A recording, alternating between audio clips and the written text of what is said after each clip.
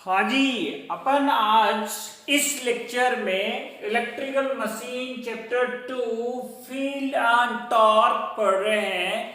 Field and torque, electromagnetic field, magnetic field, magnetic field, magnetic energy and work done, ये सारे topics इसमें cover करेंगे। Magnetic energy storage, magnetic को energy, torque, magnetic force, work done, and store energy, relationship in between the work done and store energy, relation in between the energy, electrical supplied, stored energy and work done. So it is very important topic, the topic which most of the teachers are not preferred to teach. They skip the chapter, they skip the topic because it is very conceptual one. ज्यादातर teacher इससे इस छोड़ देते हैं, इससे अपना जी चुराते हैं पढ़ाने में, अपने आप को इसमें कंफर्टेबल फील नहीं करते, क्योंकि ये थोड़ा सा नहीं, बहुत ज्यादा ही कॉन्सेप्चुअल चैप्टर है, कॉन्सेप्चुअल टॉपिक है, इसलिए मोस्ट टीचर इसको स्किप करते हैं। लेकिन आज अपन ऐसा टॉपिक पढ़ने वाले हैं, ऐसा एक टॉपिक एंजॉय करने वाले हैं, ऐसा एक जो टॉपिक पढ़ेंगे जो बहुत ही बेसिक है इलेक्ट्रिकल इंजीनियरिंग मशीन्स के लिए, क्योंकि मशीन में एनर्जी का कन्वर्जन होता है और अपन आज इसमें समझने की कोशिश करेंगे कि इलेक्ट्रिकल एनर्जी का कन्वर्जन कैसे होता है और कैसे एनर्जी जो है वो इलेक्ट्रिकल एनर्जी, मैकेनिकल एनर्जी और फील्ड स्टोरेज एनर्जी में कन्वर्ट होती है, और इनमें क्या रिलेशन होता है और कैसे एक टॉर्क का डेवलपमेंट होता है, कैसे एक टॉर्क और force that is the mechanical force का जनरेशन होता है, कैसे ये प्रोड्यूस होता है। तो आज सबसे पहले अपन लिंकेज फ्लक्स एंड करंट की कैरेक्टरिस्टिक्स पढ़ेंगे। Linkage flux and current,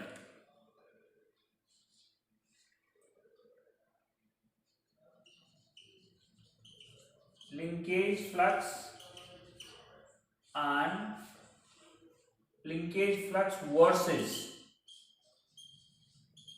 current। Linkage flux and current की कैरेक्टरिस्टिक्स पढ़ेंगे। ये लिंकेज फ्लक्स क्या होता है, मींस जो मैग्नेटिक फ्लक्स होता है, जो लिंक होता है जो इलेक्ट्रिकल सर्किट से मैग्नेटिक सर्किट में, मशीन में इलेक्ट्रिकल सर्किट से मैग्नेटिक फील्ड और मैग्नेटिक फील्ड से मैकेनिकल वर्क डन, इनके बीच में लिंकिंग ऑफ द फ्लक्स जो होता है, इलेक्ट्रिकल टू मैकेनिकल एनर्जी के बीच में लिंकिंग ऑफ द फ्लक्स होता है, वो लिंकेज फ्लक्स। लिंकेज फ्लक्स के आज अपन स्टडी करने वाले हैं। ये बहुत इंपॉर्टेंट टॉपिक है। ओके, इसको अपन स्टडी करने से सबसे पहले अपन देखते हैं इलेक्ट्रिकल एनर्जी इनपुट। सबसे पहले इसको स्टडी करने के लिए अपन लेते हैं इलेक्ट्रिकल एनर्जी इनपुट।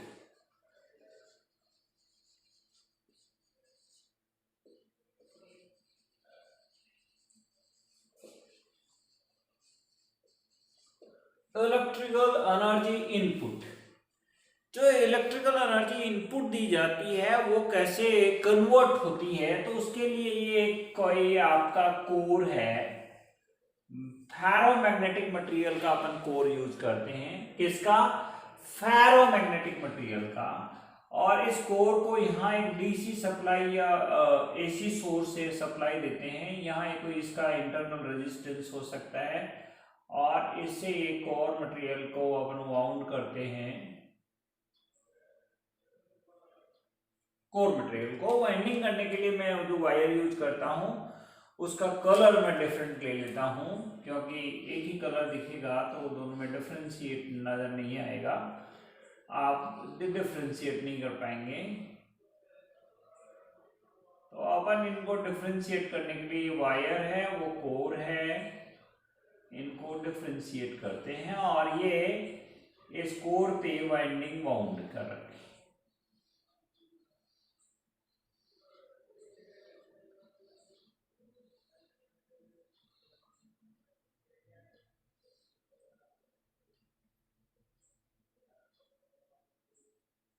ये अपन ने वाइंडिंग को वाउंड कर रखा।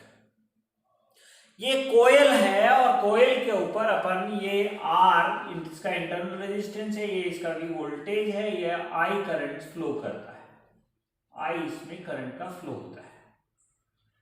ओके, आई जब इसमें करंट फ्लो होगा तो वोल्टेज सप्लाइड होगा, टर्मिनल वोल्टेज होगा, उसकी वैल्यू ई इसमें जनरेटेड वोल्टेज होगा plus I into R. I into R क्या होता है, वोल्टेज ड्रॉप होता है, और ई क्या होता है, इंड्यूस वोल्टेज होता है। ये कोयल है और कोयल में एक वोल्टेज इंड्यूस होगा, तो इंड्यूस वोल्टेज जब अपन को प्रोड्यूस करने के लिए सोर्स एसी हो सकता है, डीसी हो सकता है, ये किसी भी टाइप का सोर्स हो सकता है, तो इसको केवल सोर्स ले लेते हैं, प्लस माइनस ले लेते हैं, वीटी वोल्टेज का सोर्स ले लेते हैं। ओके, तो ये एक इंड्यूस ईएमएफ प्रोड्यूस करता है, और इस इंड्यूस ईएमएफ की जो वैल्यू होती है वो D phi upon D T से दी जाती है। यहां से अपन ये कर सकते हैं VT minus I R, VT minus I R is equals to E into I. इसको आई से मल्टीप्लाई किया है दोनों साइड में, ए आई और ई इंटू आई आर को उस साइड में देखेंगे। ये एक इलेक्ट्रिकल एनर्जी है,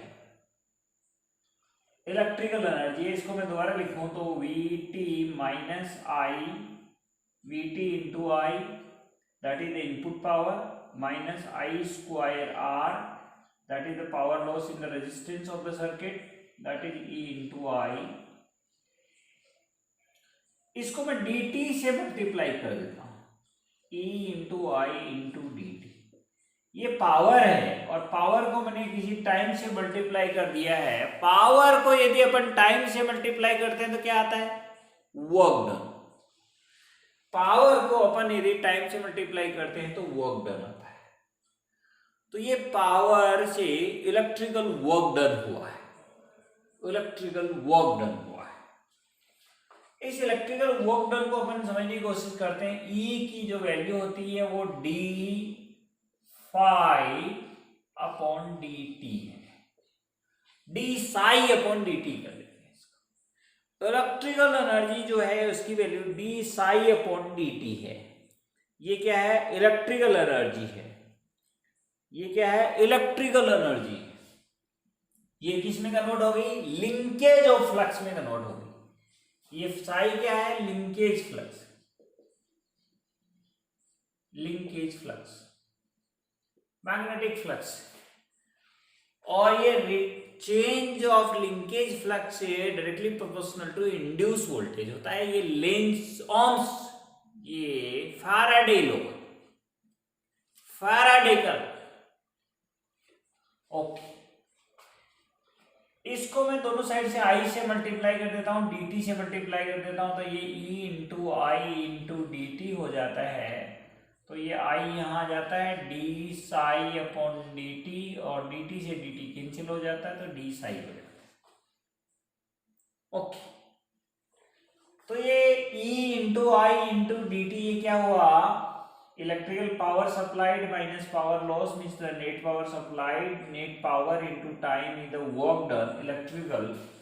सो this is the electrical work done. Electrical work done is equals to E into d phi, in I into, so this is the electrical energy, work done is energy, so this is nothing, it is electrical energy, and this is nothing, it is magnetic energy,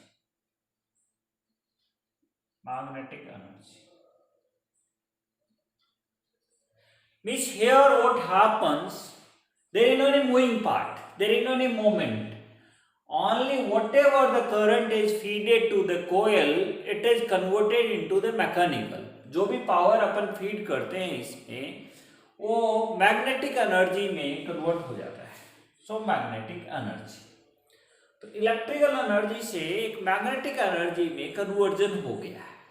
बहुत ही important concept है, समझने की कोशिश करो। ये topic बहुत बहुत important topic, it is very very important topic. Most of the teachers keep this topic, क्या उनको आता नहीं है, कॉन्सेप्ट उनके फंडामेंटल जिसमें क्लियर नहीं होते, इसलिए ज्यादातर टीचर क्या करते हैं, इस टॉपिक को स्किप कर देते हैं, छोड़ देते हैं, पढ़ाने से परहेज करते हैं।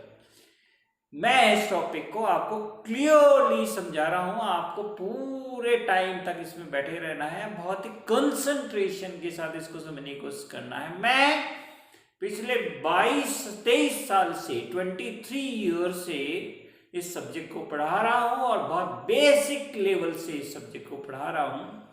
डेफिनेटली मैंने थाउजेंड्स ऑफ इलेक्ट्रिकल इंजीनियरिंग के स्टूडेंट्स को, फैकल्टी को टीच किया है, थाउजेंड्स ऑफ थाउजेंड्स। ओके, तो ये हो गया आपका electrical energy input.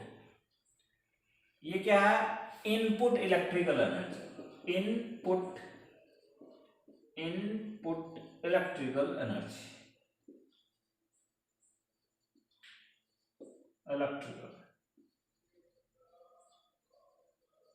electrical energy, electrical energy input. This input electrical energy is equals to this one, and that is equals to this one. It is converted into the magnetic energy, and that magnetic energy further can be write down I. You know the psi is n into phi. N is the number of turns and phi is the flux per turn, and this is the total flux of n turns. So it is linkage through all the turns. Whatever the flux produced by the individuals, the whole flux is linking through each and every one. So the total flux linkage is equal to n phi. N phi, because the total flux means the flux which is produced by everyone. हर एक से जो पैदा होने वाला flux जो है इसी में से पास होता है, हर एक का फ्लक्स वहीं तो रहता नहीं है।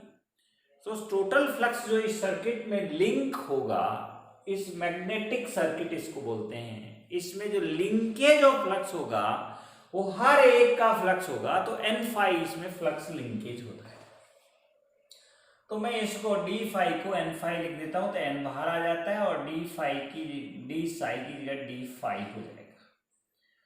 और ये एन आई जो होता है वो एम्पियर टर्न होता है, ये एम्पियर है, ये टर्न है, और एम्पियर टर्न को एफ बोलते हैं। F means M M F, F into d phi. तो इसको एफ डी फाई से भी नोट किया जा सकता है, एफ डी फाई से भी इसको डिनोट किया जा सकता है। तो ये था electrical energy input is converted into the magnetic energy, that is magnetomotive force into magnetic flux, the change of magnetic flux into magnetomotive force, that is MMF and flux change of flux, MMF into change of flux. So in this way we can understand how the electrical energy input is converted into the magnetic energy in the circuit, and that circuit is known as magnetic circuit. So electrical energy is transferred into the magnetic circuit. So this is the linkage, and this magnetic, this is the core is the ferromagnetic material. So this is the linking through, and it remains in this one. Okay. So this is the linkage energy. So this is about about the energy, and this energy can be further phi can be write down, F can be write down, F is the MMF. And MMF can be, this can be written, the flux is MMF upon reluctance, RL is reluctance. So we can say F can be write down phi into reluctance. So further it can be write down phi is this into reluctance. So we'll take it later on. what the total energy we are taking. If we are taking the total energy, then we have to take the integration of that, then we'll take the total one. Okay, so we'll take the later. So they say the electrical energy is converted into the magnetic energy. Electrical energy input is converted into the magnetic energy. Okay, so this is the very basic, very beginning of this topic, how the electrical input energy is converted into the magnetic energy by using a coil. By using a coil, energy is converted. Okay. Now, if there is a air gap, then some of the energy is stored in the air gap in form of field energy. If there is a air gap, then the sum of the energy gets stored. So I am taking that part.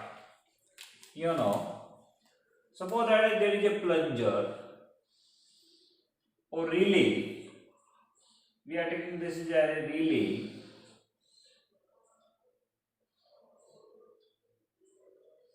This is the relay.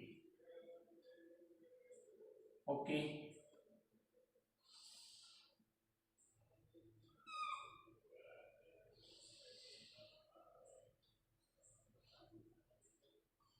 This is the relay we are taking.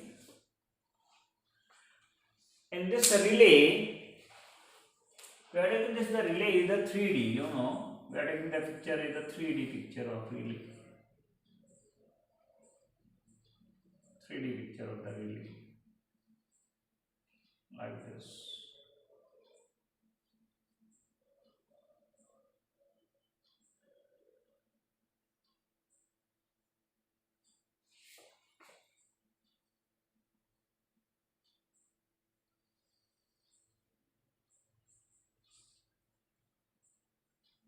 Okay. So this is the relay. Like this. And a coil is mounted over here. A source, that is plus minus voltage source. I am taking this with another one plug.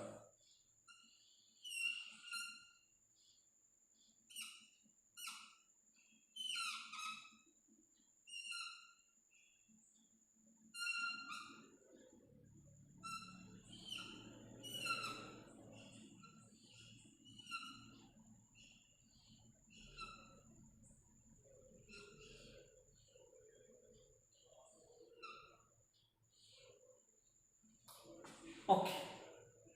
This the winding is wounded. So this winding is produce the magnetic flux. That as we have studied, आपने जैसा कि previous example पे देखा कि ये winding जो है उसमें मैग्नेटिक फ्लक्स प्रोड्यूस करती है, और ये इन दोनों के बीच में एयर गैप है, एयर गैप। इस एयर गैप में मैग्नेटिक फ्लक्स आएगा। मैग्नेटिक फ्लक्स का जो फ्लो होगा वो ऐसा होगा,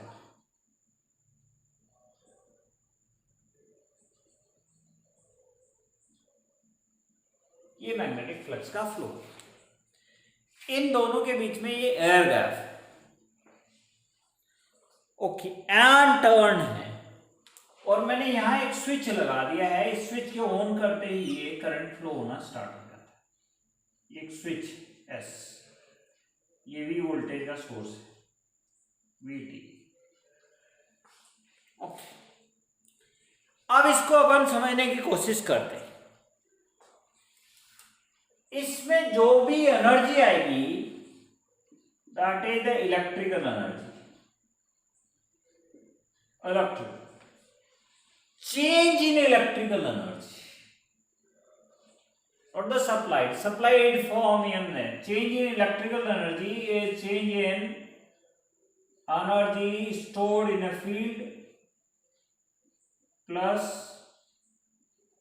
mechanical work done. Change in energy is equal to change in whatever the energy is feeded in the feed If there is no any movement, then energy is comes under the magnetic energy. If there is any movement in the rod, in this plunger, in this armature, then there is a mechanical work done. So this energy is the whatever the input energy, जो input से energy आती है वो दो काम करेगी यहाँ पे. इनपुट से एनर्जी आएगी दो काम करेगी यहाँ पे. एक तो मैग्नेटिक फील्ड के फॉर्मेट में स्टोर रहेगी और दूसरी मैकेनिकल काम करने में आएगी, मैकेनिकल वर्क डन करने के काम आएगी. तो मैंने क्या कहा कि इसमें जो भी एनर्जी आएगी वो दो काम करेगी. अब अपना कॉन्सेप्ट क्या है इसमें, this armature is not moving, armature is stationary. Armature is stationary, means there is no movement, no movement. इसलिए work done in mechanical is zero. Mechanical work done, this part is becomes zero. So whatever the change in the electrical energy, electrical which is equals to change in the field. FLD means field. Change in the electrical energy which is equal to change in the field. Okay, we'll see here. And we know the electrical energy, we know the electrical energy, that is E into I. So the E into I into dt. This is the electrical energy, dW is equal to. What the field energy?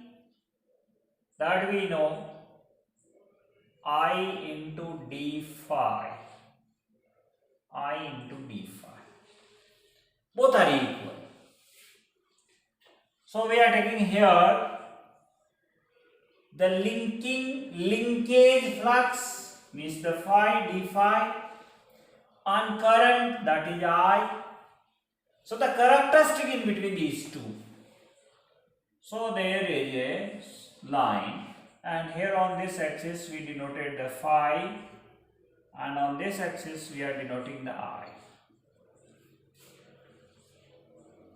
We are denoting the I. For any change in the current,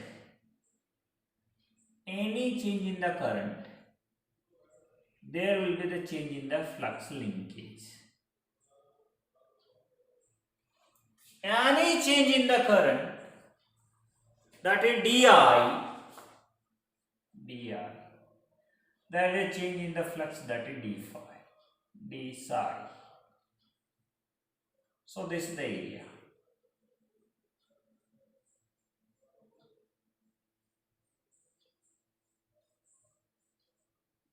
I am taking this the O, this is the A, this is the B, this point is B, this point is C. Okay, I am taking like this. So this the hedged line is, if you are changing the d phi, not the I we are supposing approximately constant. So this area denotes, means this area denotes dW field energy stored. Area is the multiple of these one, the I and d phi. And this area, this is also area. That area denotes, this area denotes dW field dash. Dash means this is known as, generally it is known as co-energy, co-field energy or co-energy or co-field. energy, or this is not field energy.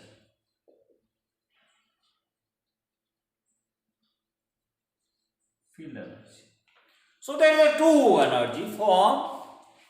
One is the field energy, other is co-field energy. Here for the co-field energy means the variation in the current, flux is almost constant, and this is the value of the flux.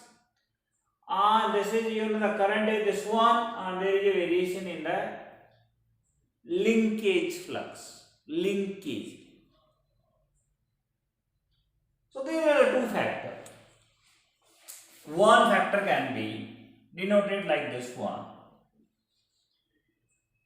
D I d phi. Other factor can be write down phi di.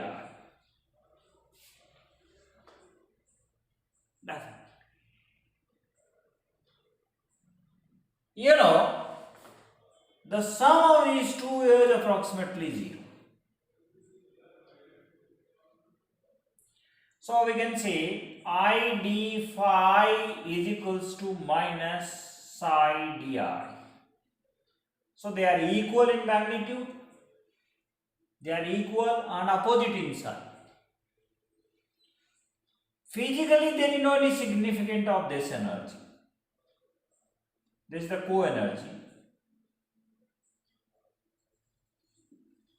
It is not generally considered. Generally it not considered.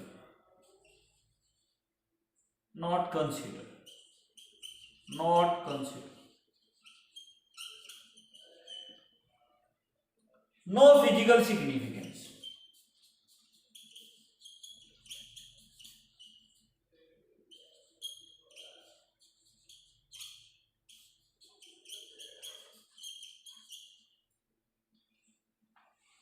No physical significance.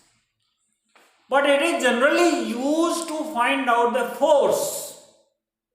Because when we are calculating the force, mechanical force, the minus sign comes out. And we'll find out then the torque, then the storage energy decreases, and then the mechanical work done is performed. So when the physical energy, that is the magnetic energy storage is reducing and the mechanical work is going to do.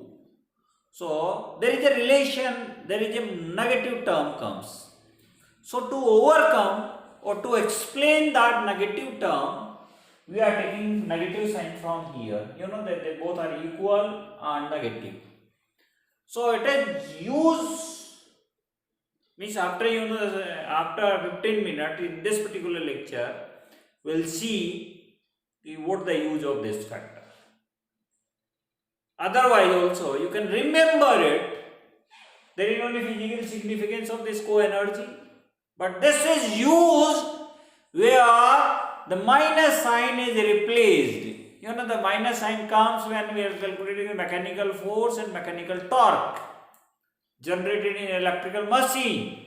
That is comes out minus, because when the mechanical work done or mechanical power or mechanical torque is generated, the magnetic energy storage is reduced.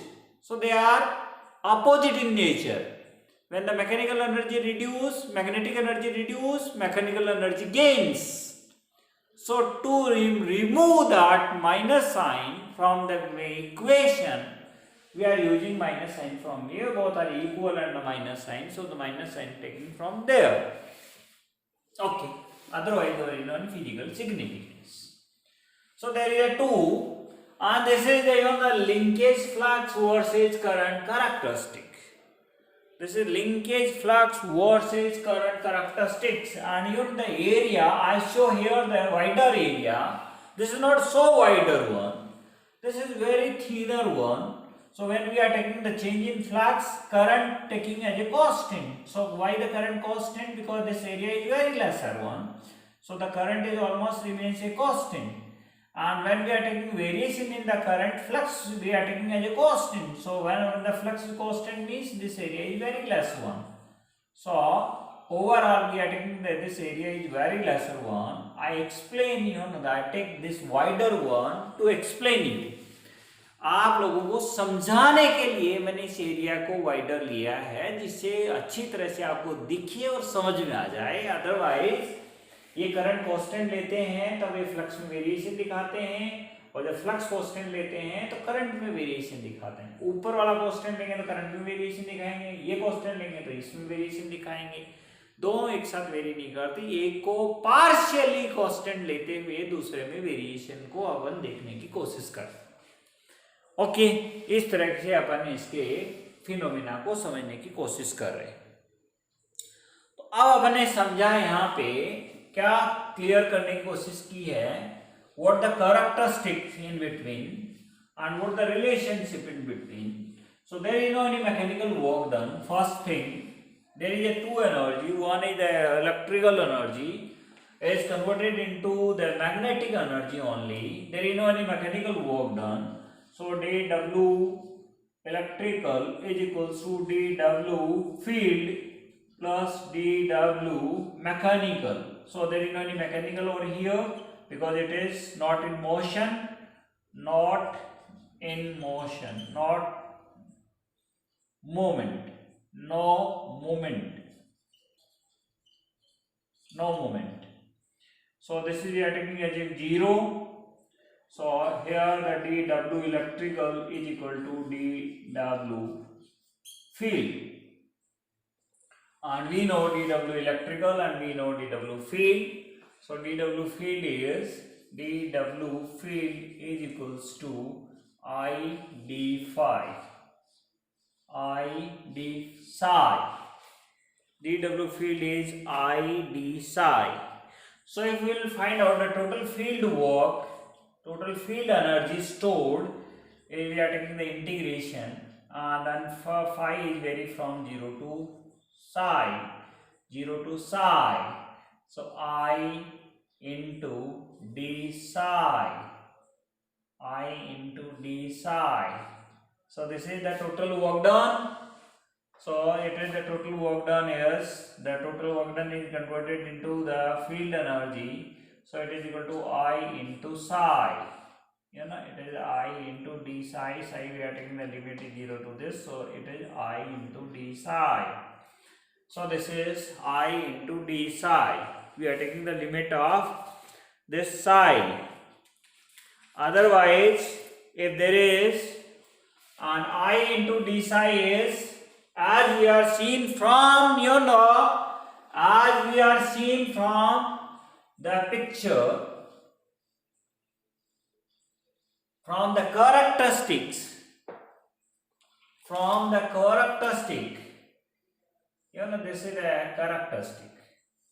this is the characteristic.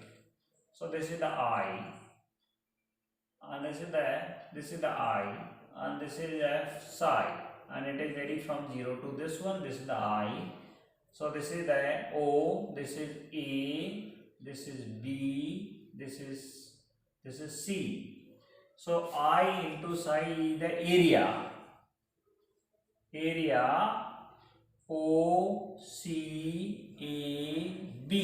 This is the total area.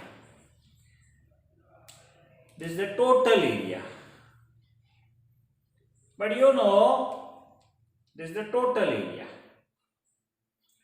But you know, this energy divided into two parts. Flux is not sudden, you know. Flux, as we are increasing the current, flux is sudden, you know, slowly and slowly. If we are taking constant current, then also flux is slowly increases and reach up to the level of E. Means that is this one. So both areas are equal. Means the area O A B O is equals to area O A C O. Okay. It means this is denote the field energy,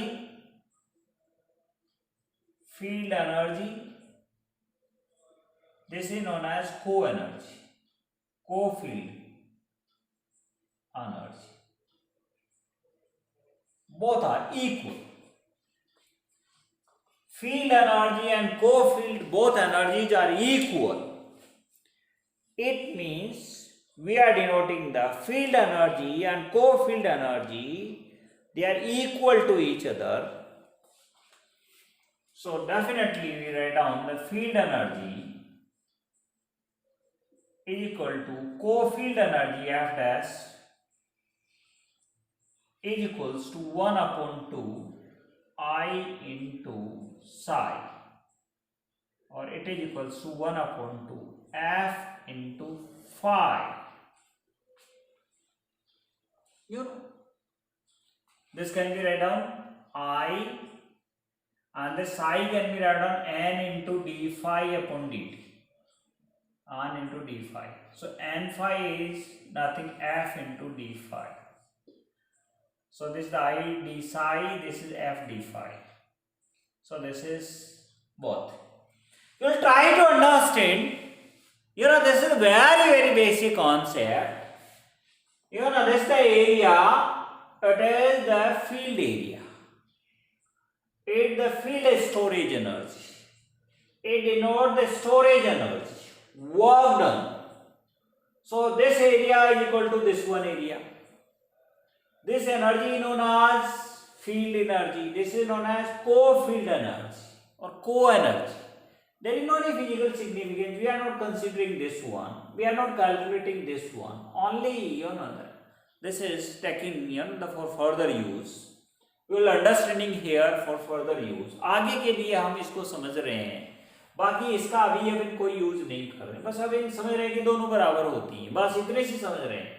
इस energy को field energy कहते हैं, इसको को field energy बोलते हैं. इसका कोई फिजिकल सिग्निफिकेंस अभी अपन को नजर नहीं आ रहा. ओके, ये दोनों बराबर होती, इतनी सी बात अपन को यहाँ से समझ रहे हैं. और एक दूसरे के अपोजिट सिग्नेचर होती हैं. एक बढ़ती है तो दूसरी घटती है. मैं इस लाइन को नीचे की तरफ करूंगा तो ये बढ़ेगी तो ये घटेगी.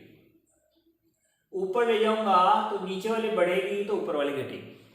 एक दूसरे के अपोजिट नेचर की होती है. बस एक में प्लस होता है तो एक में माइनस होता है. दोनों बराबर होती है नॉर्मल कंडीशन में, स्टेशनरी रोटर की पोजीशन. ओके, तो अपन ने यहां से एक डेरिवेशन निकाल लिया है ये वाला.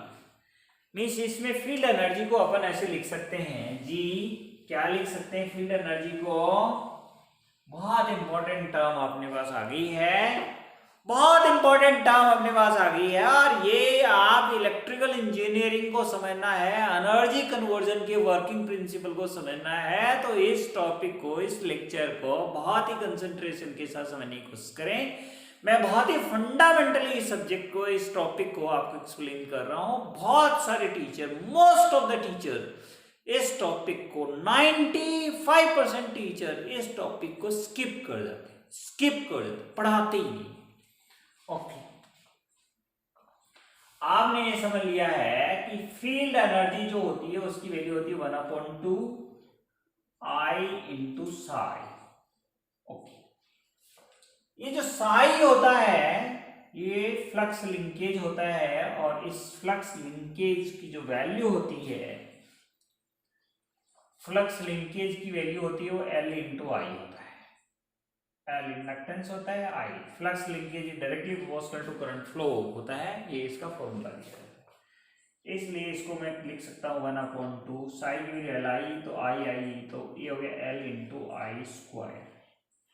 तो फील्ड एनर्जी को जनरली इंडक्टर्स में जो फॉर्मूले में लिखा जाता है वो 1/2 L I स्क्वायर से लिखा जाता है.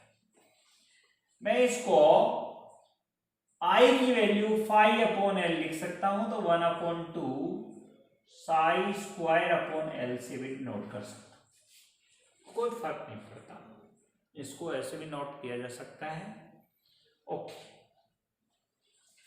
ये फील्ड एनर्जी जो होती है ये को एनर्जी के बराबर होती है.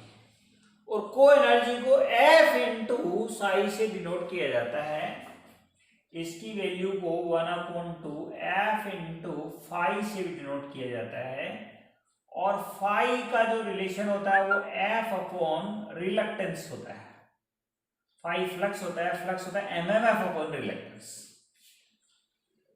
ये फ्लक्स होता है वो होता है mmf अपॉन रिलक्टेंस। तो mmf अपॉन रिलक्टेंस से इसको समझने की कोशिश करें तो आपको बहुत ही सहूलियत होगी, बहुत मजा आएगा कि इसको कैसे अपन समझते हैं।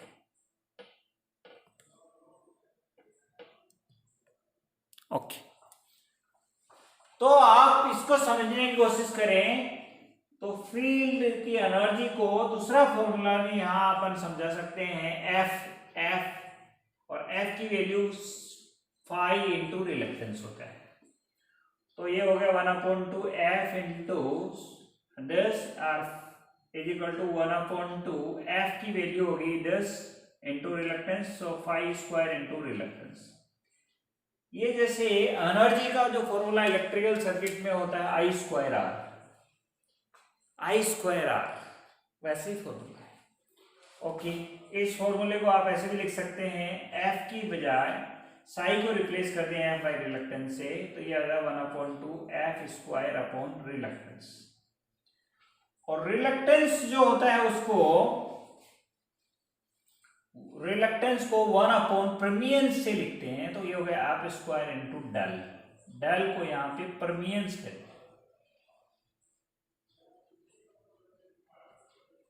परमियंस, और आरएल को रिलक्टेंस,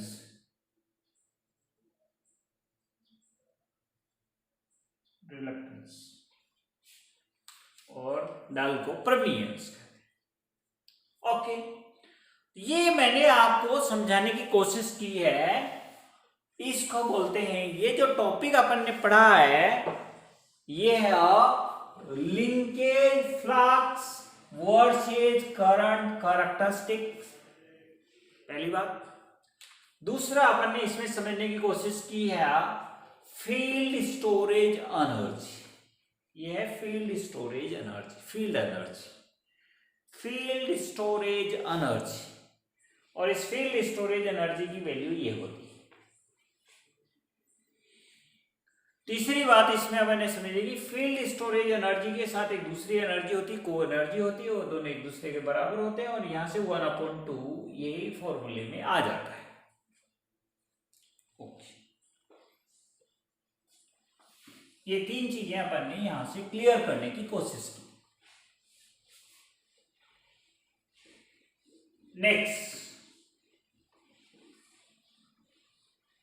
नेक्स्ट टॉपिक में अपन पढ़ेंगे मैकेनिकली वर्क डन। जब मूवमेंट होता है इसमें आर्मेचर में, अभी अपन ने ये पढ़ा था कि आर्मेचर स्टेशनरी कंडीशन में है। अपन ने ये जो पढ़ा था कि आर्मेचर स्टेशनरी कंडीशन में, लेकिन अभी अपन पढ़ते हैं कि आर्मेचर में मूवमेंट है। आर्मेचर में मूवमेंट पढ़ने से पहले ये देखते हैं कि ये कोयल जो है ये आपका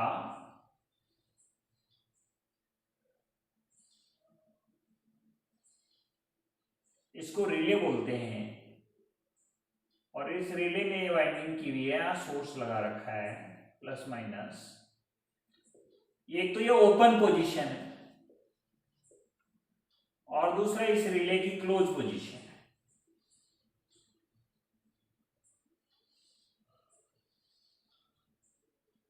क्लोज पोजीशन,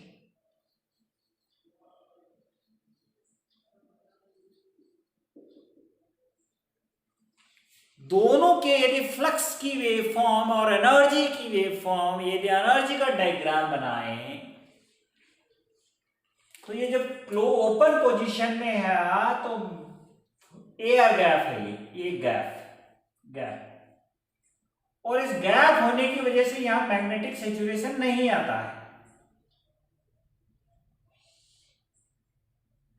एक स्ट्रेट लाइन आती है, किसमें साई और आई के जो कैरेक्टरिस्टिक्स होते हैं, करंट और लिंकेज फ्लक्स का जो कैरेक्टरिस्टिक होता है, लीकेज नहीं लिंकेज, करंट और लिंकेज का जो कैरेक्टरिस्टिक होता है उसमें ये ग्राफ आता है और यहाँ तक इसमें फ्लक्स सेटअप होता है और ये फ्लक्स के ऊपर की जो एनर्जी जो होती है ये इन दोनों का मल्टीपल होता है, ये स्टोरेज एनर्जी होती है, ये मैग्नेटिक स्टोरेज एनर्जी होती है।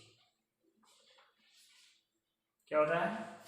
Magnetic storage energy. ये 0 पॉइंट होता है, ये O, ये A, ये B, ये C। तो इसमें area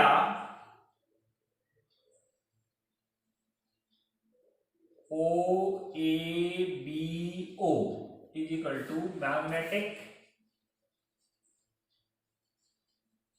storage energy. Magnetic storage energy. Okay. दूसरा, ये जो क्लोज पोजीशन में चला जाता है, बड़ी इंपॉर्टेंट बात है, क्लोज पोजीशन में चला जाता है तो फ्लक्स सेटअप जो होता है वो कम करंट से होता है। यहां देखो करंट की ज्यादा जरूरत थी, यहां ये फ्लक्स का जो है उतना फ्लक्स φ1 जो फ्लक्स है, ये φ1 फ्लक्स है, ये φ1 जो फ्लक्स है वो कम करंट से ही आ जाता है, यहां पे उतने करंट की जरूरत नहीं। और करंट उतना करते हैं तो फ्लक्स की वैल्यू बढ़ जाती है और एक सैचुरेशन आ जाता है और ये करैक्टरिस्टिक जो है नॉन लीनियर हो जाती है, नॉन लीनियर करैक्टरिस्टिक। और फ्लक्स की जो वैल्यू आ जाती है वो इस फ्लक्स से ज्यादा होती है और ये फ्लक्स φ2 फ्लक्स हो जाता है। क्लियर हो गया होगा कि यदि सैचुरेशन होता है, मीन्स यदि क्लोज होगा तो कम करंट में ही उतना मैग्नेटिक फ्लक्स सेटअप हो जाएगा। क्यों? क्योंकि रास्ते में अपोजिशन नहीं है, रास्ते में रिलक्टेंस नहीं है, रिलक्टेंस कम है, तो फ्लक्स कम करंट से, कम एमएमएफ से सेट हो जाता है और उतना ही करंट देंगे तो फ्लक्स की वैल्यू ज्यादा आ जाती है। और इसमें इसका यदि हैज्ड एरिया बनाए, शेडेड पोर्शन बनाए, तो ये storage energy, storage magnetic energy के बराबर होता है। ये स्टोरेज मैग्नेटिक एनर्जी, ये इसका O पॉइंट है, ये इसका A पॉइंट है, ये इसका B पॉइंट है, ये इसका C पॉइंट है,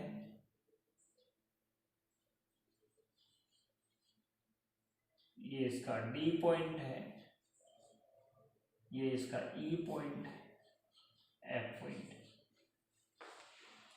ऊपर वाले कैरेक्टरिस्टिक का ये A पॉइंट है, ये A है 0, A B, ये C था। ओके। यहाँ फ्लक्स की वैल्यू φ1 होती है, यहाँ फ्लक्स की वैल्यू φ1 से ज्यादा φ2 होती है। इसमें मैग्नेटिक सैचुरेशन होता है। कैरेक्टरिस्टिक सीधी लाइन नहीं होती है, ये सीधी लाइन नहीं होती।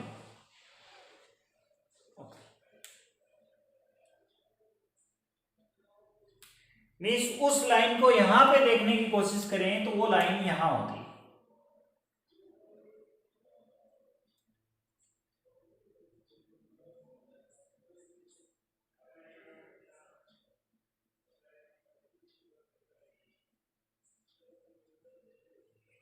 उस लाइन को देखने की कोशिश करें तो वही लाइन यहां होती है, φ1। ओके, तो ये आपको समझ में आ गया linkage current, linear and non linear characteristics. Linkage current, linear and non linear characteristics. यदि एयर गैप है तो लीनियर कैरेक्टरिस्टिक आएगी, यदि एयर गैप नहीं है, टोटल फेरोमैग्नेटिक मटेरियल है, तो ये saturation means non linear characteristic होगी, फ्लक्स की वैल्यू थोड़ी ज्यादा होगी तो सैचुरेशन आ जाएगा।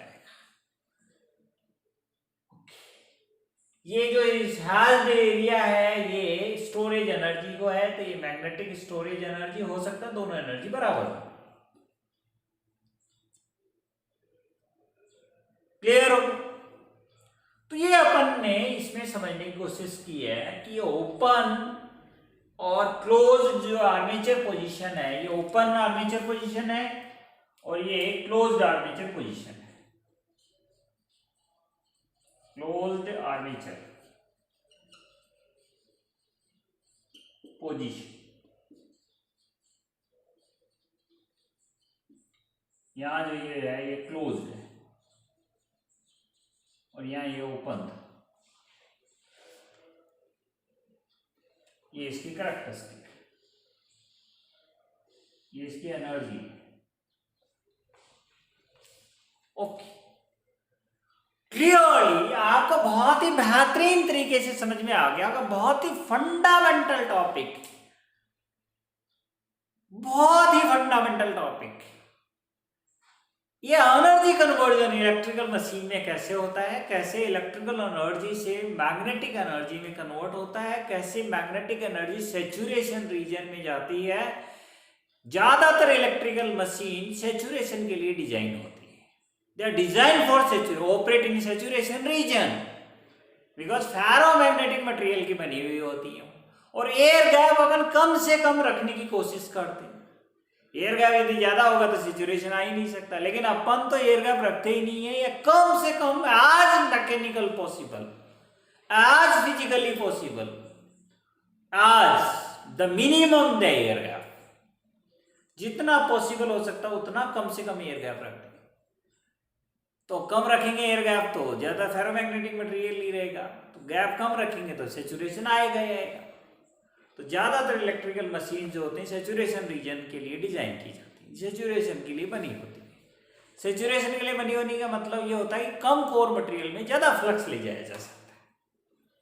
सैचुरेशन के लिए इसलिए बनाई जाती है कि कम से कम आयरन और कोर मटेरियल लगे, मशीन की वेट कम हो, साइज कम हो, फ्लक्स ज्यादा चलता रहे, उसमें ज्यादा फ्लक्स चले उसमें, क्योंकि फ्लक्स सारी एनर्जी को इलेक्ट्रिकल सर्किट से मैग्नेटिक एनर्जी या मैकेनिकल एनर्जी में कन्वर्ट करने के लिए सर्किट में फ्लो होता है।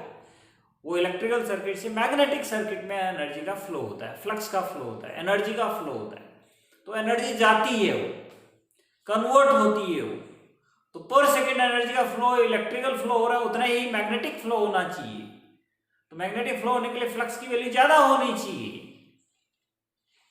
तो ज्यादा होने के लिए सैचुरेशन के लिए डिजाइन किया था। तो नॉन सैचुरेटेड मशीन में फ्लक्स ∅1 होगा और सैचुरेटेड मशीन में फ्लक्स ∅2 होगा। तो फ्लक्स की वैल्यू जो है दोगुना हो गई, अप्रोक्सीमेटली दोगुना हो गई। तो एनर्जी की वैल्यू स्क्वायर प्रोपोर्शनल होती है फ्लक्स की। अभी दिखाया था एनर्जी की जो वैल्यू होती है वो 1/2 I इंटू साई। इसको मैं 1/2 क्या लिख सकता हूं, आई को क्या लिख सकता हूं, साई इक्वल टू LI होती है। तो आई को साई बाई एल लिख सकता हूं। तो ये हो गया साई स्क्वायर अपॉन एल। तो ये साई के स्क्वायर प्रोपोर्शनल हो गया, ये फील्ड एनर्जी। तो डेफिनेटली यदि फ्लक्स दुगना हो जाएगा तो मशीन 4 गुना पावर को, एनर्जी को फील्ड से कैरी कर सकती है। 4 गुना पावर को कैरी कर सकती है, 4 गुना रेटिंग हो जाती है उस मशीन की। तो नॉन सैचुरेशन रीजन से सैचुरेशन रीजन के लिए यदि अपन ने डिजाइन की इलेक्ट्रिकल मशीन तो उसकी रेटिंग 4 गुना हो जाएगी। तो डेफिनेटली ये बहुत ही एडवांटेजियस। इसलिए अपन जब भी इलेक्ट्रिकल मशीन बनाते हैं, डिजाइन करते हैं, तो वो ऐसे ही बनाई जाती है, ऐसे ही डिजाइन की जाती है कि वो सैचुरेशन रीजन के लिए बनी हुई हो, सैचुरेशन रीजन में काम करे। ओके, तो ये था आपका सैचुरेशन का फिनोमेना। अब इसका जो एरिया है स्टोरेज एनर्जी का, इसमें फील्ड एनर्जी जो है, field energy I field that is magnetic storage energy, O area O A B C D O, ये मैग्नेटिक स्टोरेज एनर्जी की वैल्यू। ऐसे अपन मैग्नेटिक स्टोरेज एनर्जी की वैल्यू को समझा सकते हैं और आपको क्लियर कर सकते हैं। ये थी अपनी मैग्नेटिक स्टोरेज एनर्जी। अब आपको यदि मैग्नेटिक स्टोरेज एनर्जी क्लियर हो जाती है, समझ में आती है, तो अपन क्या समझाने की कोशिश करते हैं आपको, मैग्नेटिक स्टोरेज एनर्जी की वैल्यू समझ में आती है, उसको इस फॉर्मूले से भी दी जा सकती है, इसको इस फॉर्मूले से भी दी जा सकती है 1/2 L इंटू आई स्क्वायर, इसको इस फॉर्मूले से भी दी जा सकती है 1/2 phi is equal to F upon R, reluctance होता है, RL लिख देता हूं मैं रिलक्टेंस को, और इस फॉर्मूले की जो वैल्यू होती है 1/2 आई को फाई को n, आई और फाई को n इंटू साई से लिखते हैं, तो एन आई को f लिखते हैं, तो ये हो गया 1/2 f into phi that is 1/2, और f तो f है और इस साई की वैल्यू f अपॉन RL होती है, तो ये हो गया f स्क्वायर अपॉन RL, और इसको 1/2 f स्क्वायर इंटू डेल ये रिलक्टेंस होता है, ये परमियंस होता है, और इसको ऐसे भी लिखा जा सकता है 1/2 और फाई f की वैल्यू में ये लिख देता हूं, तो 1/2 फाई स्क्वायर इंटू RL से भी डिनोट की जा सकती। ये आप इलेक्ट्रिकल एनर्जी को फील्ड एनर्जी में कन्वर्ट करते हैं, जो फील्ड एनर्जी की वैल्यू इतनी होती है, और ये फील्ड एनर्जी का जो कैरेक्टरिस्टिक आता है, ये लिंकेज वर्सेज करंट कैरेक्टरिस्टिक्स दो टाइप के मैंने बताए हैं। एक होता है लीनियर कैरेक्टरिस्टिक, यदि एयर गैप होता है, एक होता है नॉन लीनियर कैरेक्टरिस्टिक यदि एयर गैप नहीं होता है, क्लोज पाथ होता है, फेरोमैग्नेटिक मटेरियल ही पूरा कोर बना हुआ होता है। तो इस टाइप से अपन दोनों को डिनोट कर सकते हैं। ठीक है, अभी इसी लेक्चर में इतना पढ़ेंगे। नेक्स्ट वाला जो अपना लेक्चर आने वाला है, नेक्स्ट वाला जो लेक्चर होगा, उसमें अपन ये समझने की कोशिश करेंगे कि एनर्जी डेंसिटी कितनी होती है, फील्ड एनर्जी डेंसिटी, और इस आर्मेचर के मूवमेंट करने से एनर्जी का कन्वर्जन कैसे होता है, energy conversion, change in work done, change in energy, change in storage energy that is convert into the mechanical work done, change in electrical energy that is convert into the work done, and that is the mechanical force and the mechanical torque। तो ये आने वाले lecture में अपन इसको पढ़ने की कोशिश करेंगे। डेफिनेटली आज इस लेक्चर में अपन ने इलेक्ट्रिकल एनर्जी से मैग्नेटिक एनर्जी में कन्वर्जन, मैग्नेटिक एनर्जी का करंट और linkage characteristics, linear non linear characteristics, और energy, storage energy, field storage energy, co energy, relationship in between, ये अपन ने समझने की कोशिश की है। Thank you, thanks a lot.